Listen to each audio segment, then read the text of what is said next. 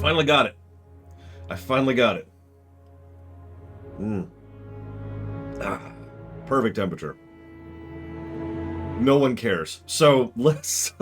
Today we're reviewing Modern Warfare 2. Because gaming companies don't know how to name things, I have to clarify we're playing Modern Warfare 2, not the Modern Warfare 2 remake. Completely different games. In fact, honestly, remake is the wrong word. It's called that. It's actually more like a reimagining. So, totally different thing. Different franchise, different continuity. Nothing to do with it. So we're covering Modern Warfare 2, the one that came out a few years ago, although we're playing the remastered version because it's a lot easier to stream. Back in the day, I think I've talked about this before because I think I talked about it during the lore run. I felt ostracized because every time I mentioned how much I loved Modern Warfare 2, someone would pipe up and say, "Hey, Lore, you're dumb and you're stupid and you're an idiot." Now, that was actually unrelated. I was just saying that kittens are cute and this is the internet. But they would also say that about Modern Warfare 2 because for some reason there was this big push that Modern Warfare 2 sucked and that Modern Warfare 1 was the greatest thing ever.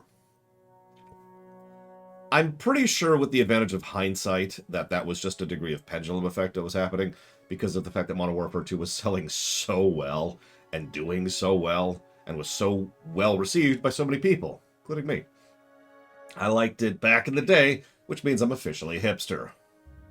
Crap. Regardless of that, I did like Modern Warfare 2 when I first played it, and going back through it, I like it even more. It certainly has its flaws. I mean, we're probably going to be giving some negatives here, but I anticipate this is going to stomp Modern Warfare 1 on score. I'm not sure if it's going to stop Modern Warfare 1R on score. That's a little bit different, because Modern Warfare 1R scored substantially better than Modern Warfare 1. Could you come up with new names for your games, please? One other thing I wanted to comment on really quick here, because I keep getting questions about it. So, if you go to my website right now and you click the reviews button, you see a list of games. If there is a game that's not on that list, I have not reviewed it from my perspective. There's some asterisks, there's some nuance, but that's the bottom line. I mentioned that because I've seen some people mention that I'm re-reviewing games or whatever, and while there are some audit runs going on, that's a different thing.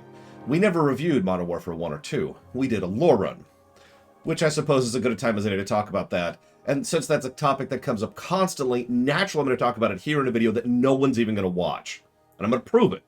I'm going to say, anybody who's watching this, say Pumpernickel in the comments. And I'm going to get 0 comments with Pumpernickel in it as proof that nobody's watching this.